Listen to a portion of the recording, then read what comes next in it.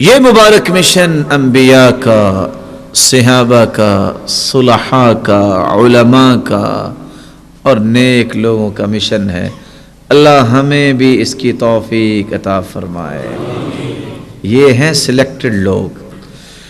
اللہ یصطفی من الملائکۃ رسلا ومن الناس۔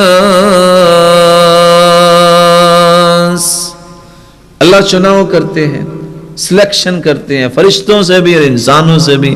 فرشتوں میں سے اللہ نے جبریل کو چنا، انسانوں میں سے انبیاء کو چنا، اور ابھی چناؤ جاری ہے کہ یہ بھی میرا پیارا بندہ، یہ بھی میرا پیارا بندہ۔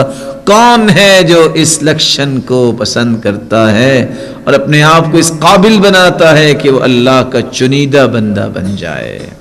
اگر اس مشن کو ہم قبول نہیں کرتے ہوگا کیا؟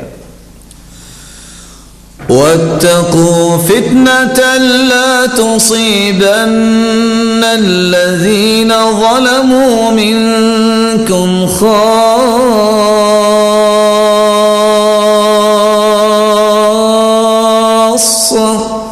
وَاعْلَمُوا أَنَّ اللَّهَ شَدِيدُ الْعِقَابِ۔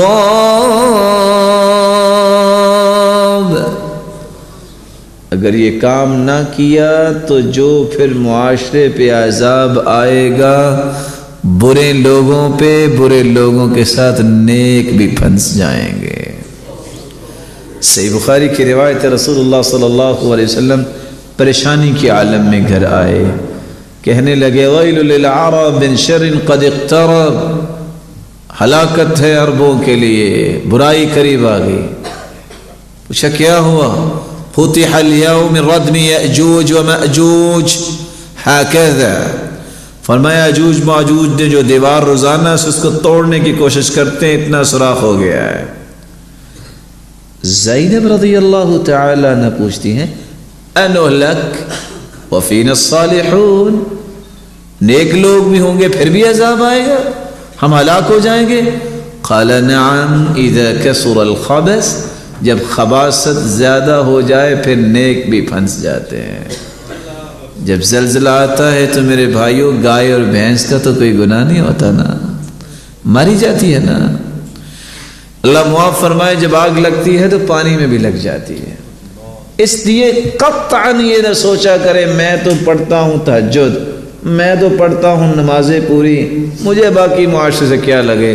جبریل کو اللہ نے حکم دیا فلاں بستی کو اٹھاؤ، زمین و آسمان کے درمیان لا کے الٹ دو، کہ یا رب ان فیہم عبدا لم یعصک قط، اللہ اس میں تو ایک ایسا نیک بندہ بھی ہے جس نے آج تک تیری نافرمانی نہیں کی۔ فرمایا بہی وابدا، سب سے نیچے اس کو رکھو، اس سے عذاب شروع کرو۔ قال یا رب ولم، وہ کیوں؟ قال انہ لم یتمعر وجہہ فی، اس کے سامنے برائیاں ہوتی ہیں، اس کے ماتھے پہ کبھی سلوٹیں نہیں آئی تھی۔ یہ کہتا تھا بس میں نے اکیلے نے جنت جانا ہے، باقی نہیں جاتے تو نہ جائیں۔